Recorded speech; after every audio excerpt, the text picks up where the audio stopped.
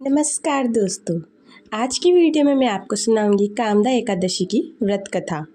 Video में आगे बढ़ने से पहले आप मेरे चैनल को ज़रूर सब्सक्राइब कीजिए और वीडियो को लाइक कीजिए। तो आइए वीडियो में आगे बढ़ते हैं। कामदा एकादशी की व्रत कथा। धर्मराज युधिष्ठिर कहने लगे, हे भगवान, मैं आपको कोटि कोटि नमस्कार करता हूँ। अब आप कृपा करके मुझे चैत्र शुक्ल एकादशी का महात्म्य कहिए। श्री कृष्ण कहते हैं कि हे धर्मराज, यही प्रश्न एक समय राजा दिलीप ने गुरु वशिष्ठ जी से किया था और जो समाधान उन्होंने किया वो सब मैं तुमसे कहता हूँ। प्राचीन काल में भोगीपुर नामक एक नगर था। वहाँ पर अनेक ऐश्वर्य से युक्त पुंडरीक नाम का एक राजा राज्य करता था। भोगीपुर नगर में अनेक अप्सरा, किन्नर तथा गंधर्व वास करते थे। उनमें से एक जगह ललिता और ललित नाम के दो स्त्री पुरुष अत्यंत वैभवशाली घर में निवास करते थे। उन दोनों में अत्यंत स्नेह था, यहाँ तक कि अलग अलग हो जाने पर भी दोनों व्याकुल हो जाते थे। एक समय पुंडरीक की सभा में अन्य गंधर्वों सहित ललित भी गान कर रहा था। गाते गाते उसको अपनी प्रिय ललिता का ध्यान आ गया और उसका स्वर भंग होने के कारण गाने का स्वरूप बिगड़ गया।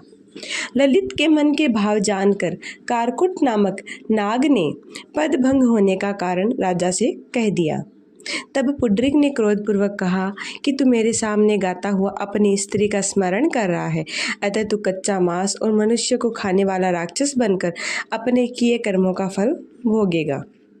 पुंडरीक के श्राप से ललित उसी क्षण महाकाय विशाल राक्षस हो गया। उसका मुख अत्यंत भयंकर, नेत्र सूर्य चंद्रमा की तरह प्रदीप्त तथा मुख से अग्नि निकलने लगी। उसकी नाक पर्वत की कंदरा के समान विशाल हो गई और गर्दन पर्वत के समान लगने लगी। सिर के बाल पर्वतों पर खड़े वृक्षों के समान लगने लगे तथा भुजाएं अत्यंत लंबी हो गई। कुल मिलाकर उसका शरीर 8 योजन के विस्तार में हो गया। इस प्रकार राक्षस होकर वह अनेक प्रकार के दुख भोगने लगा। जब उसकी प्रियतमा ललिता को यह वृत्तांत मालूम हुआ तो उसे अत्यंत खेद हुआ और वह अपने पति के उद्धार का यत्न सोचने लगी। वह राक्षस अनेक प्रकार के घोर दुख सहता हुआ घने वनों में रहने लगा। उसकी स्त्री उसके पीछे पीछे जाती और विलाप करती रहती। एक बार ललिता अपने पति के पीछे घूमती घूमती विंध्याचल पर्वत पर पहुंच गई, जहाँ पर श्रृंगी ऋषि का आश्रम था। ललिता शीघ्र ही श्रृंगी ऋषि के आश्रम में गई और वहां जाकर विनीत भाव से प्रार्थना करने लगी। उसे देखकर श्रृंगी ऋषि बोले, हे सुभगे, तुम कौन हो और यहाँ किस लिए आई हो? ललिता बोली कि हे मुनि, मेरा नाम ललिता है। मेरा पति राजा पुंडरीक के श्राप से विशालकाय राक्षस हो गया है। इसका मुझको महान दुख है। उसके उद्धार का कोई उपाय बतलाइए। श्रृंगी ऋषि बोले, हे गंधर्व कन्या, अब चैत्र शुक्ल एकादशी आने वाली है, जिसका नाम कामदा एकादशी है। इसका व्रत करने से मनुष्य के सब कार्य सिद्ध होते हैं। यदि तू कामदा एकादशी का व्रत कर उसके पुण्य का फल अपने पति को दे दे तो वह शीघ्र ही राक्षस योनि से मुक्त हो जाएगा और राजा का श्राप भी अवश्य में शांत हो जाएगा।